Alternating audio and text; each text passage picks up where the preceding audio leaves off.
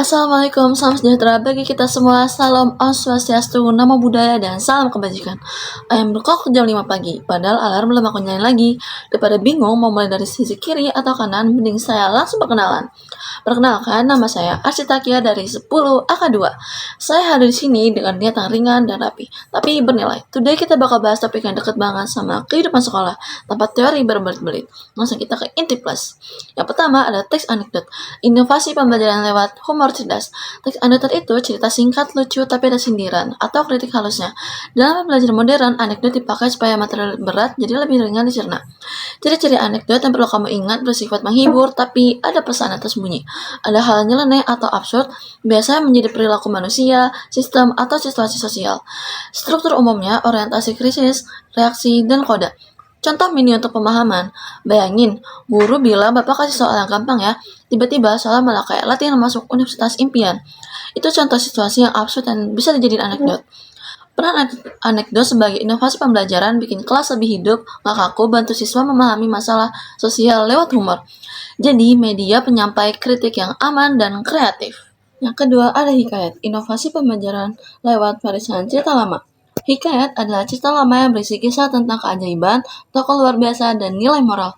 Biasanya berasal dari Melayu klasik dan memakai bahasa yang khas. Ciri-ciri hikayat yaitu tokohnya sering hebat secara tidak realistis, seperti super kuat, super bijak, dan banyak unsur keajaiban dan fantasi tradisional. Mengandung nilai moral, seperti kesetiaan, keberanian, dan ketabahan. Kenapa hikayat dipakai dalam pembelajaran modern? Karena sekarang banyak guru menginovasikan hikayat menjadi pertama, versi digital, misalnya animasi pendek atau komik supaya siswa lebih tertarik. Yang kedua, proyek kreatif, seperti membuat ringkasan, resensi, atau menggambar ulang tokoh. Yang ketiga, dalam belajar budaya yang relevan agar kita ngerti akar sastra Indonesia. Contoh penjelasan, kalau hikayat zaman dulu menceritakan tokoh yang bisa mengangkat gunung, inovasi pembelajaran sekarang bisa mengubahnya jadi analisis. Nilai apa yang diajarkan? Biasanya tentang tekad, keberanian, atau pengorbanan. Nah, yang ketiga ada teks laporan hasil observasi atau LHO. Inovasi lewat pengamatan langsung. Ini yang paling penting di dunia nyata loh. Nih, LHO adalah teks yang menyajikan informasi fakta hasil pengamatan terhadap suatu objek secara sistematis. Bukan opini pribadi, bukan perasaan, pure fakta. Struktur LHO, penyataan umum pengenalan objek, deskripsi bagian, rincian bagian objek, deskripsi manfaat, jelaskan kegunaan atau fungsi. Ciri-ciri LHO, objektif dan tidak melebih-lebihkan, disusun dengan bahasa yang baku, data yang nyata bisa dicek. Inovasi pembelajaran terkait LHO, observasi bisa dilakukan via virtual tour, video 360 derajat atau aplikasi pembelajaran.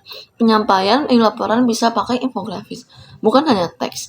Siswa bisa membuat LHO tentang hal sehari-hari, misalnya observasi kebersihan kelas, pengamatan tanaman di halaman sekolah, sampai perilaku antri di kantin. Nah, contoh mini penjelasan. Kalau kita mengamati tanaman lidah buaya, penyampaian laporannya harus jelas, bentuk ukuran, tekstur, dan habitat hingga fungsi tanaman tersebut. Bukan sekadar hanya pokoknya bagus. Itu tuh termasuk opini pribadi.